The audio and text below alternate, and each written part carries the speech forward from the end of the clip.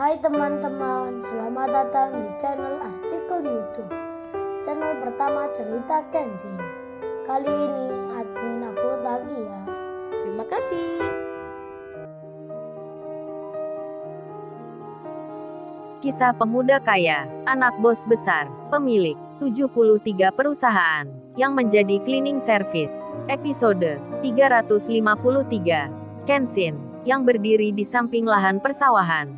Setelah melihat serombongan orang yang datang, Kenshin pun melanjutkan memfoto-foto lagi, mengambil gambar pemandangan, bahkan merekam pula bendera perusahaan yang terpasang di sudut jalan. Kenshin melakukan itu untuk diberikan ke Kaori, karena Kaori ingin tahu pemandangan desanya Iwan. Di saat yang demikian, Kenshin itu dilihat oleh orang-orang tersebut, termasuk juga Larissa, sang wanita karir yang punya jabatan tinggi, anaknya pengusaha kaya yang barusan bertanya tentang Kenshin yang dianggapnya orang asing. Kok dibiarkan ke sini? Larissa itu pun lalu meminta bawahannya untuk segera menegurnya, dan tak menunggu lama, Kenshin pun didatangi oleh salah satu bawahan tersebut.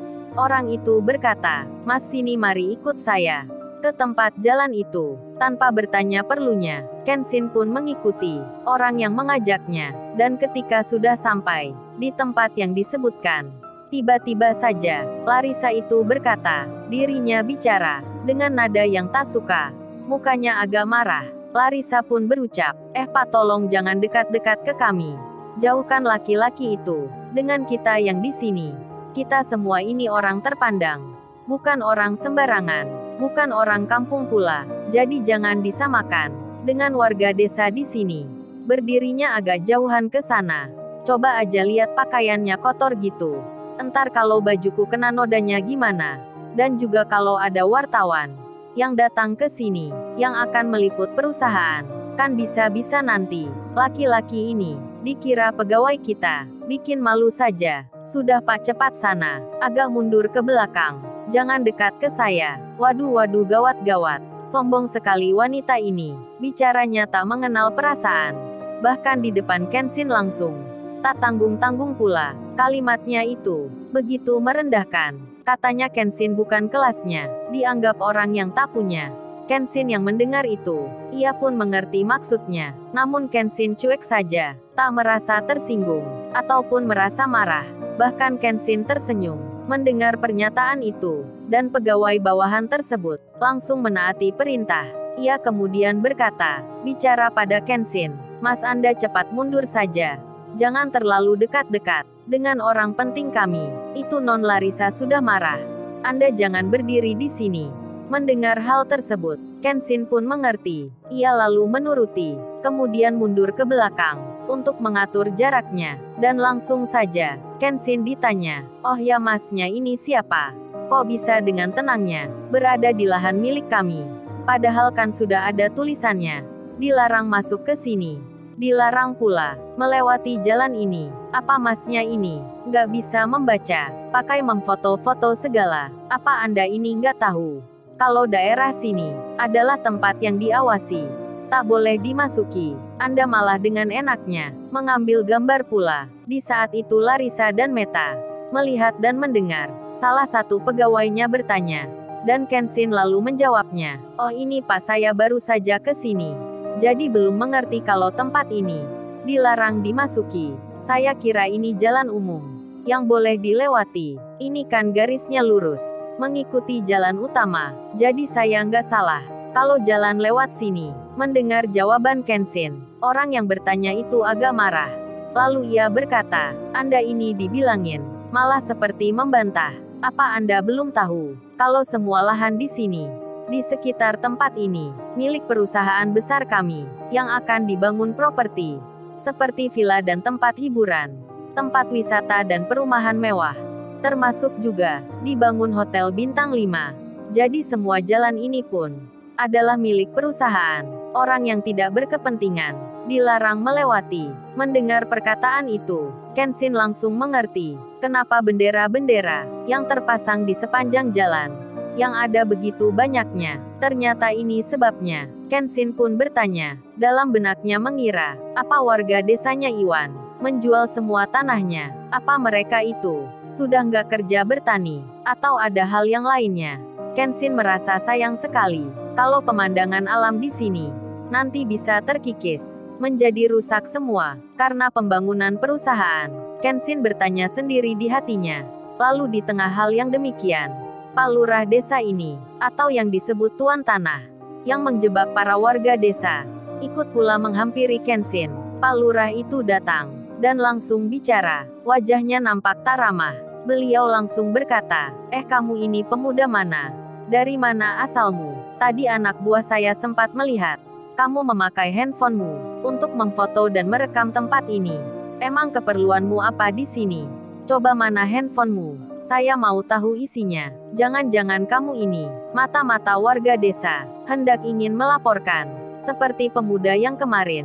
Mana cepat serahkan handphonemu. Tuan Tanah itu meminta paksa ke Kenshin. Kenshin yang tak mengerti sebelumnya tentang apa yang terjadi di sini. Dan tiba-tiba saja, ia sudah 2 kali ditegur seperti ini. Kenshin pun memahami bahwa di desanya Iwan ini pasti ada yang salah. Ada masalah besar yang terjadi. Dan Kenshin pun segera mengambil handphonenya dari balik sakunya. Seketika itu juga, Larissa dan Meta pun melihatnya.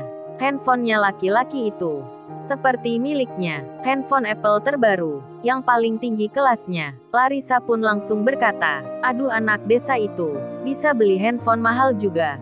Merendahkan martabat gua aja, menyamai status gue. Meta temannya, wanita yang di sampingnya itu langsung menjawab, mungkin itu handphone palsu Larissa, atau handphone tiruan. Mana mungkin anak desa itu bisa beli Apple, kalau nggak kerja, dan menabung 5 tahun. Atau dia menemukan di jalan.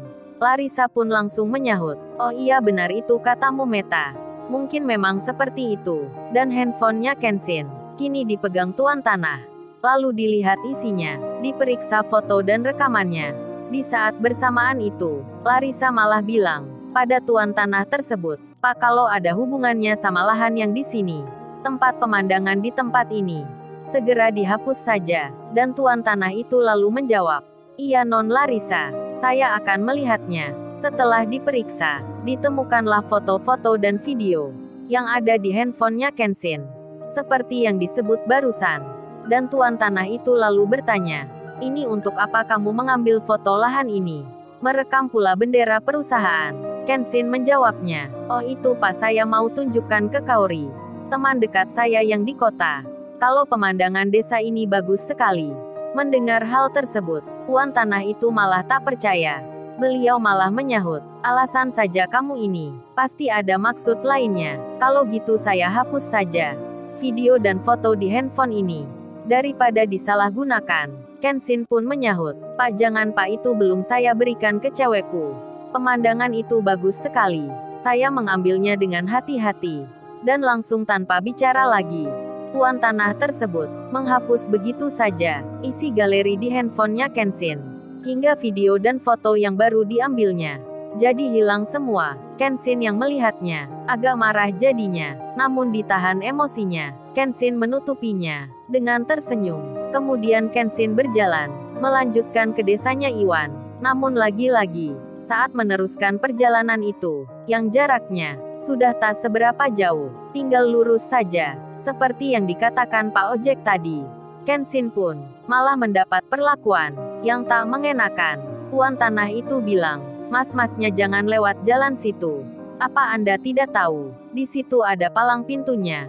Di situ pula ada orang yang paling penting, yakni Tuan Sasaki, bos perusahaan besar ini. Kamu ini memang nggak tahu aturan ya? Kalau tujuannya ke desa itu, jalannya bukan lewat sini. Di sini itu khusus buat orang perusahaan. Kalau untuk warga biasa, baiknya memutar saja. Waduh benar-benar sudah.